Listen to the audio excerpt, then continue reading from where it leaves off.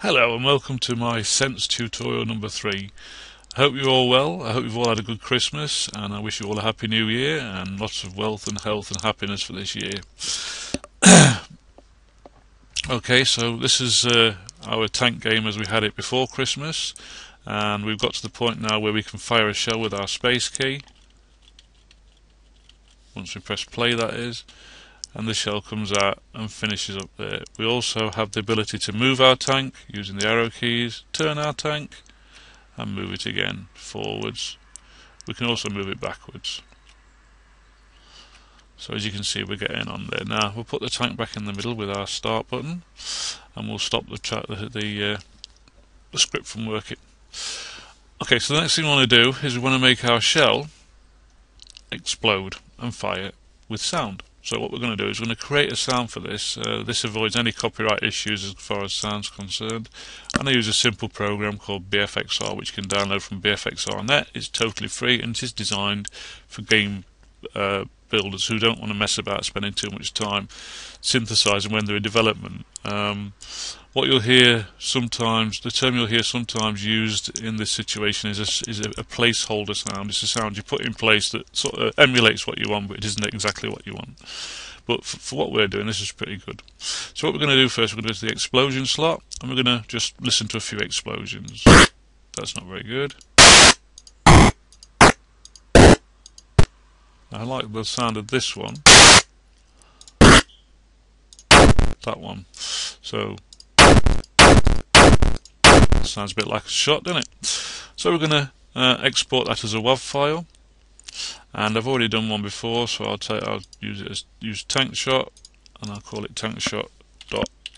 You have to do that, otherwise it doesn't get recognised by Sense, and save it. Place it. Now we go to Sense, and we go to our shell, which is going to be carrying the sounds. We're going to put the sound just here as the shell's fired. So we're going to sounds, import sounds, and you'll see our tank shot there. We'll double click that, okay, and our tank shot's in the game. Now all we need to do is go to our scripts, and just before the tank shot takes place, we go to sound and play sound tank shot. Now, you've got to be careful here not to use tank shot until done. What that will do is pause the script while the tank shot sound plays out. What we want to be doing is firing tank shots and the sound happen anyway.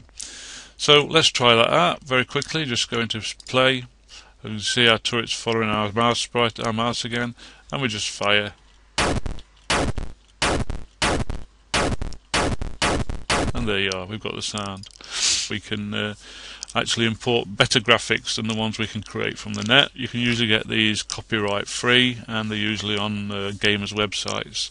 I have one which I've used in Sense before, and I'm going to show you guys how to import a sprite you've created elsewhere and use that in the game. It takes about an hour to get the sprites in a working position, and obviously we're not going to be able to do that in a 9-minute tutorial. So I'll load that for you now. Basically we go to load scripts from sprite from file, and it'll update as our thumbnails into our sprites folder, and it's called explode graphic.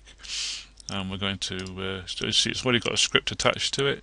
We click OK, and we look at the script, and it says when I receive AE1, go to, we're going to put it to the shell where it is at this time, play the sound and animate the sprite.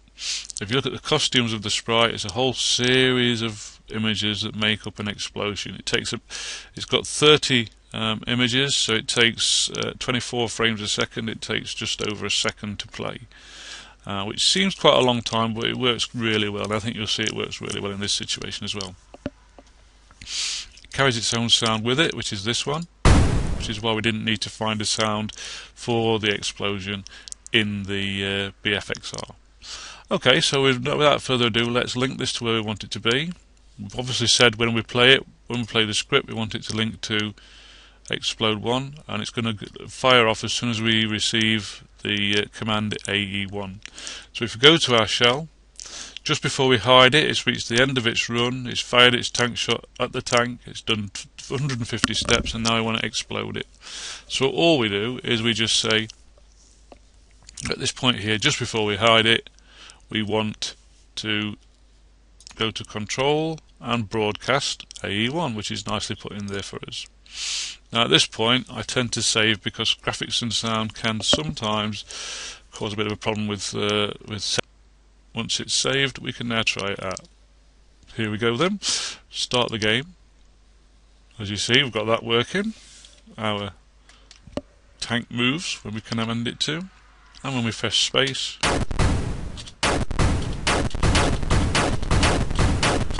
I really like that. That's super. You can't beat a tank for blowing crap up. Okay, I think that's pretty cool.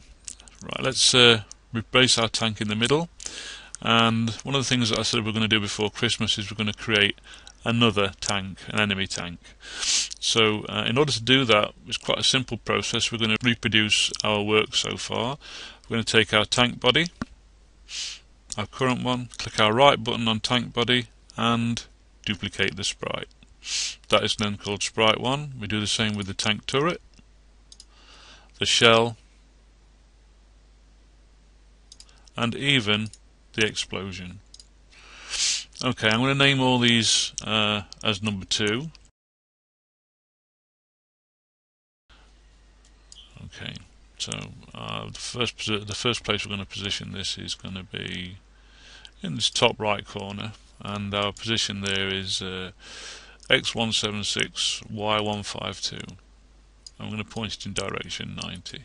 So get rid of that one, put that in. Okay. Now our tank turret, it's scripted to point towards the mouse pointer, which we don't want it to do. What we do want it to do though is point towards tank body, like that.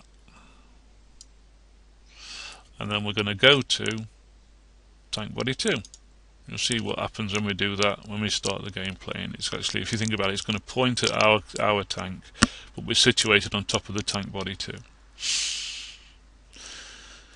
Okay, so the next thing we need to change as well in our shell 2 is we need to say, rather than going from tank turret, we want to go from tank turret 2, and we want to point in the direction of tank turret 2. We can play tank shots, that's fine. And we need to broadcast a different message, which is basically AE2. Okay, and now in our explosion 2, to replicate that, we say, when I receive AE2, I explode, but I explode on, yes, shell 2. That's the position of the second shell.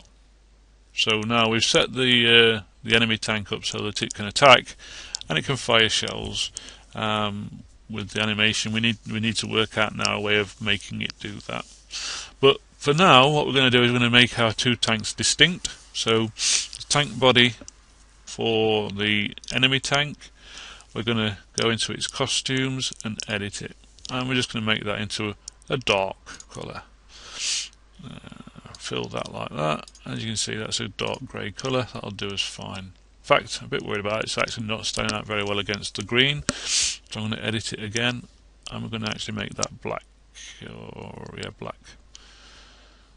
That'll stand out nicely. Okay.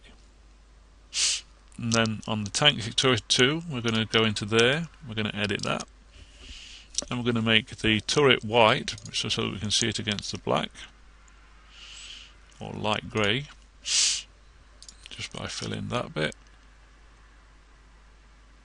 like so. And we're going to make the turret itself into a dark grey colour.